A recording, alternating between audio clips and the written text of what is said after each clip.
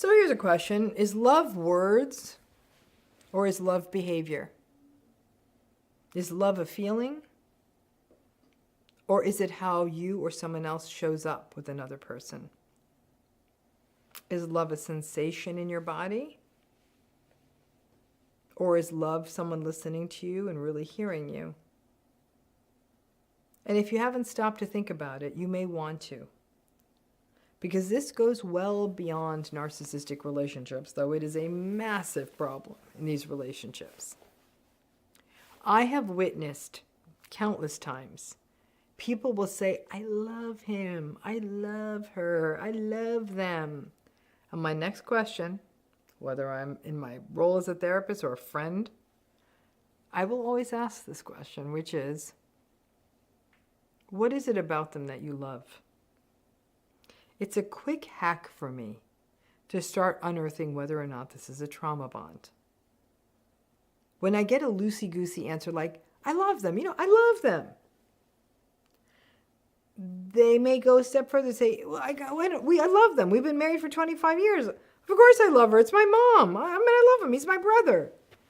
But that still didn't answer my initial question. Telling me you love someone because someone is your husband or your mother, that just tells me the nature of the relationship. It still doesn't tell me what it is you love about them. It doesn't get to the qualitative stuff of love. So if someone tells you they loved you, is time served enough? I love them. Well, they're 85. She's my mom. Or we've been married for 40 years. What does that mean? Does that mean that you're stuck and you have to put up with their behavior no matter what? Does that mean you endure abusive behavior? Does that mean you don't ever get to expect that even small fundamental needs will get met in the relationship? So let me teach you a little bit about this by giving you some situations and scenarios. Ready? Okay? Oh, I know. I said I'd find a job by now, and I know you're paying all the bills, but we love each other. Isn't that all that matters? Here's another one. I know mom always criticizes you and your kids, and I know mom doesn't always see everything you do, but we're family and we love each other. Can't you just ignore her? And here's another. Oh God, come on, that text means nothing. It's just stupid shit I did when you were out of town that one time and I was drinking. She's nothing. I love you. Isn't that what counts? Here's another. Come on now, who cares if I don't drive the kids to school? It's not a big deal, babe. I love you and you love me, and that's all we need. We don't need to talk about this. How about this one? Oh, I forgot you asked me that. Oh, come on, stop being so mad at me. I didn't hear it. So then you say, but you never listened to me. So that's why all these things are falling between the cracks. And they say, oh, come on, let it go. All right, sometimes I don't hear you. Come on, I love you. Can you stop focusing on these little things? Like, God, I love you, right? Sit with those for a minute. Because in each of those scenarios, and these happen all the time with some variations, and I hear them every single week now for decades in my practice, there's something interesting happening. A person, usually then oftentimes a toxic narcissistic person, consistently does things that are unkind, hurtful, unseeing, unempathic, selfish, or all of the above in their relationship. Again, maybe they're narcissistic, maybe they're not. For our purposes right now, in a way, that part doesn't matter. And instead of addressing the issue when you try to talk about it, whether it's criticism or financial irresponsibility or betrayal or not helping with household duties or the kids or something, or not listening, they just say, oh, come on, that's not important. I love you, or we love each other. That's more than enough, right? Actually, no, it's not enough. The love stuff is great for a poem or an opera or a movie or a play, but it's not enough in real life. In fact, one of the tough parts of healing from intimate narcissistic relationships or trauma-bonded cycles is learning to enter or be in or be comfortable in relationships that may not feel that metaphysical or chemical, which usually is just familiar toxic cycles we feel like we can work through, and entering into relationships that are with good people who listen, who empathize, where it feels balanced and safe. And no, it won't be perfect. No relationship's perfect. But we feel heard.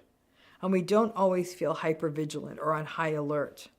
A very big mistake that a lot of people do make is that they interpret that hypervigilance feeling and assume it's sparks.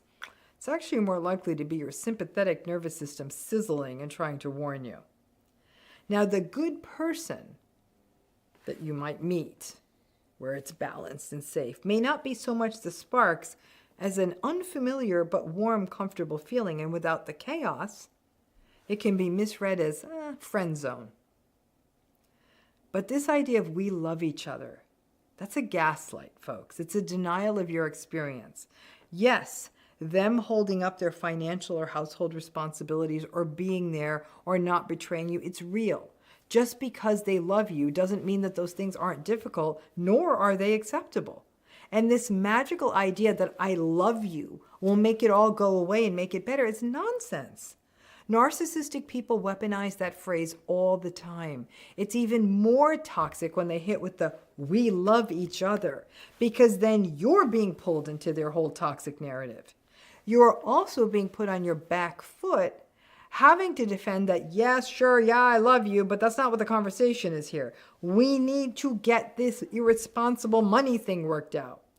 So now you're being taken down a perilous path of having to engage in love talk, when in fact the problem is with the damn taxes or the credit card bill that need to get paid. Or when your trust is ruptured by an infidelity, having to wonder if love is bigger and mightier than betrayal may block you from processes such as grief that are an essential part of working through healing, even whether you stay or not stay after that betrayal. Listen, I used to say that I'm a cynic when it comes to love, but I'm beginning to realize that's not accurate. I'm actually a realist. And folks, I'm well into my 6th decade, so I've seen enough long love and family stories play out. It's not the loved up couples who tout their love story on social media. I love my baby so much. I have the best wifey. My soulmate, baby, heart, heart, heart, BS. Those are not healthy and thriving couples. I am not just talking about longevity, folks. There are lots of relationships out there that last many decades that are a hot mess. It's not the grand gesture couples who say, I love you all the time. It's the people who listen. It's the balanced and symmetric relationships. It's the respectful partners and family members who make amends and change when they do make mistakes, and we do it right back for them, and they show up. And don't use stuff like, but we love each other, or as long as we have love, we're okay. Nonsense. Love isn't enough.